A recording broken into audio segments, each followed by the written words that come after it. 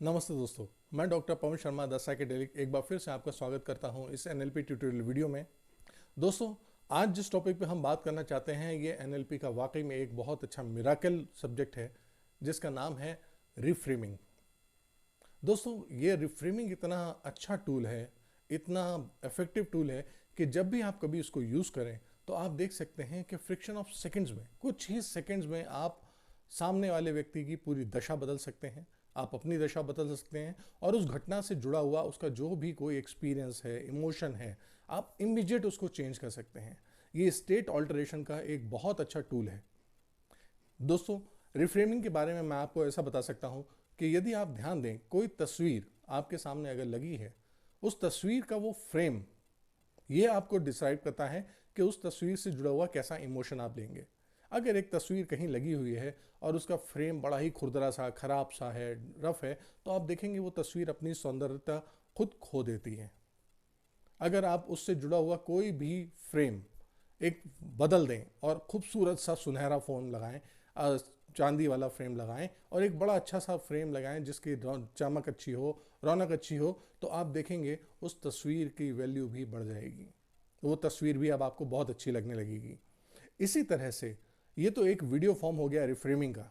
यदि अगर आप देखना चाहें तो कभी जो आप मूवी देख रहे हो, कोई सीन देख रहे हो, जो उसके पीछे बैकग्राउंड में एक साउंड इफेक्ट चलता है, ढैन ढैन ढैन ढिन ढिन, ये जो आपको म्यूजिक देता है, ये आपको उस इमोशन, उस सीन से क्रिएट करता है कि अब वो मूवी कैसी चल रही है, अब आपका कैसा इमोशन जगना चाहिए।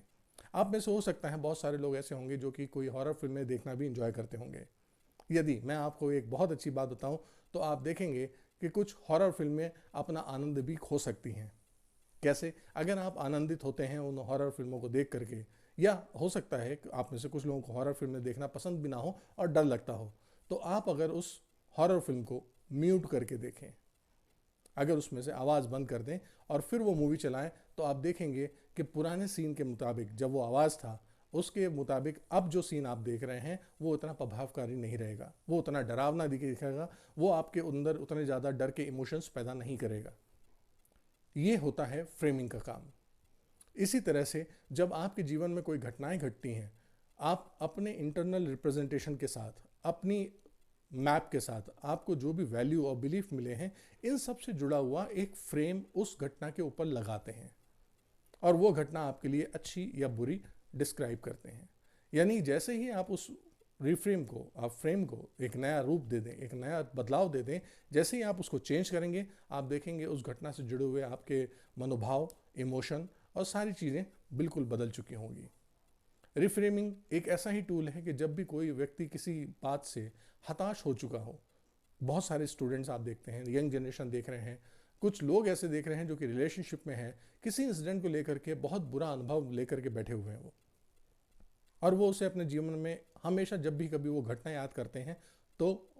एक बुरा अनुभव तैयार हो जाता है और उससे जुड़े हुए लोगों के बारे में उनका एक बुरा अनुभव, बुरा संवेद जारी हो जाता है। जैसा कि मैंने आपको पहले अपने वीडियो में स्टेट ऑल्टरनेशन का काम बताया था कि आप अपनी स्टेट कैसे कंट्रोल कर सकते हैं, ये बिल्कुल उसी को ठीक करने का एक टूल है रिफ्रेमिंग। रिफ्रेम करके आप जल्दी ही उस परिस्थिति को एक नए हालात दे सकते हैं और नए हालात देते ही ये आपके लिए एक नया इमोशन बदल देती है और जैसे ये नया इमोशन देती है, आप देखेंगे एक अलग ही स्टेट जनरेट करते हैं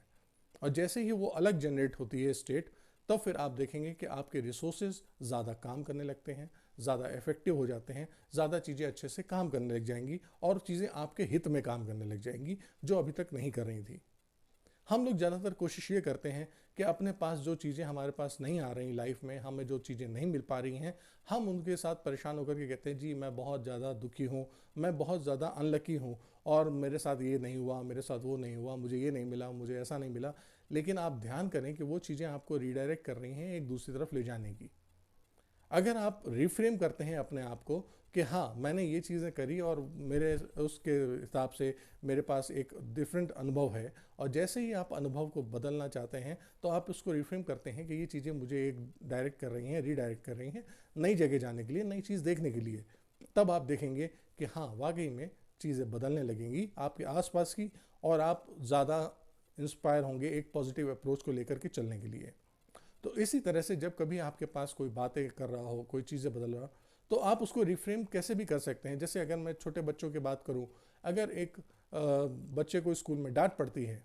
तो अगर आप देखें कि वो बच्चा डरा हुआ सहमा रहता है, दोबारा स्कूल नहीं जाना चाहता है, पढ़ाई नहीं करना चाहता है, तो आप वहाँ पर एक रिफ्रेम क्रिएट कर सकते हैं कि आप देख सकते हो कि वो जो डांट पड़ी है आपको, वो एक डोनाल्ड डक की आवाज़ में आ रही थी, गूफी की आवाज़ में आ रही थी, किसी कार्टून कैरेक्टर के रूप में आ रही थी। तो अब वो बच्चे का डर वहाँ पर उतना ज़्यादा नहीं होगा, वो हल्का हो जाएगा। इसी तरह से आप अपने जीवन की घटनाओं को रिफ्रेम कर सकते हैं, उसमें से मॉडलिटीज़ को चेंज करके। आप अगर उसमें वॉइस बदलते हैं, आप उसकी पिक्चर बदलते हैं, आप तस्वीरें बदलते हैं, आप उसमें कैरेक्टरिस्टिक बदलते हैं, उनके रंग बदलते हैं, उनके बोलने की टोन बदलते हैं, पिच बदलते हैं, तो आप देखेंगे कि उससे जुड़ा हुआ आपका इमोशन भी चेंज हो जाएगा और ये अब आपके ऊपर उतना ज़्यादा कंट्रोल नहीं रखती हैं जितना पहले रखती थी। दोस्तों, रिफ्रेमिंग एक बहुत ज़बरदस्त टूल है जो आप हर जगह, हर कहीं, किसी पे भी लगा सकते हैं। अगर आप चीज़ों को रिफ्रेम करके एक अलग नज़रिए से देखना शुरू करेंगे तो यकीनन उन चीज़ों का इम्पैक्ट बदल जाएगा। कभी ऐसा होता होगा कि आपके मित्र कुछ काम कर रहे हों और आपके साथ वो चीज़ें ठीक काम नहीं कर पा रही हैं, आपके कलीग आपके साथ काम कर रहे हैं, आपकी चीज़ें वो पूरी नहीं हो पा रही हैं, तो आप हमेशा उनको कहीं ना कहीं क्रिटिसाइज़ करते हैं, गुस्सा होते हैं, परेशान होते हैं और उनको उनके परफॉर्मेंस के बारे में बहुत सारी ऊट पटांग बातें भी बोलना शुरू करते हैं। तब उस वक्त ऐसा होता है कि जब कभी आपका वो मित्र वो आपको बताता है कि जी मैं इस फलानी समस्या से जूझ रहा हूँ और परेशान हो रहा हूँ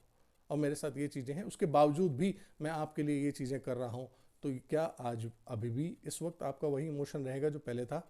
जी नहीं, यकीनन उसमें बदलाव आ चुका होगा। और जैसे ही वो बदलाव आ चुका होगा तो अब आप देखेंगे कि उस समस्या के समाधान के साथ आप अपने नए टारगेट को पाने के लिए थोड़ी सी स्ट्रेटजी बदलेंगे जो कि अच्छी होगी, पहले से बेहतर होगी और अब आपको नए गोल अचीव करने में वो मदद करेगी। तो दोस्तों, आप डे टू डे बेसिस पे रिफ्रेमिंग को यूज़ कर सकते हैं। हाँ, अगर पुरानी चीज़ें आपके लिए सहयोग कर रही हैं, आगे बढ़ने में मदद कर रही हैं, तो आप ज़रूर इसको लेके चलें।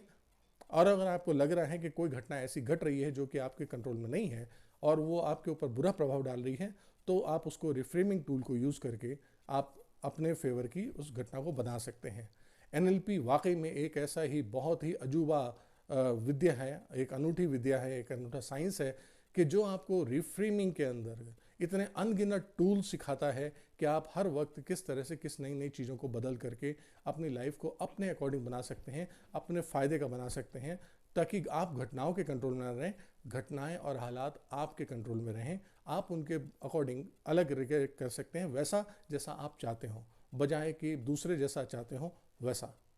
कभी कोई ऐसा करता है कि आपको हताशा करने के लिए को आपके सामने कुछ ऊट पटांग बातें बोल देता है, आपको क्रिटिसाइज़ करता है, तो कोशिश करिएगा उसका सीन दोबारा दिमाग में दोहराएं और अपने हाथ से उसकी वॉल्यूम ज़ीरो कर दीजिए। बिल्कुल, आप वॉल्यूम जैसे ही ज़ीरो कर देंगे, अगर उसकी आवाज़ नहीं आ रही, आप सुन नहीं पा रहे हैं, तो आप देखेंगे आपके पास वो इमोशन नहीं आ रहा होगा।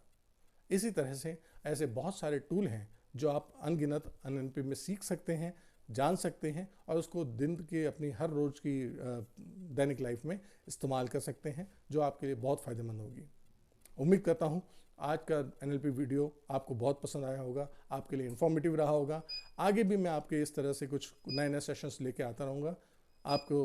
उम्मीद करता हूँ कि आपके स्वास्थ्य अच्छा रहे, आपकी शुभकामनाएं बनी रहे, आपकी पढ़ाई अच्छी रहे, आपके करियर, आपके गोल आपके जीवन में बहुत ही जल्दी मिल जाएं आपको और आप एक बहुत अच्छी और उम्दा लाइफ जीने के लिए तैयार रहें। इसी उम्मीद के साथ आपसे विदा लेना चाहता हूँ। जल्दी ही अगले वीडियो में दोबारा मुलाकात होगी। तब तक के लिए धन्यवाद। नमस्ते।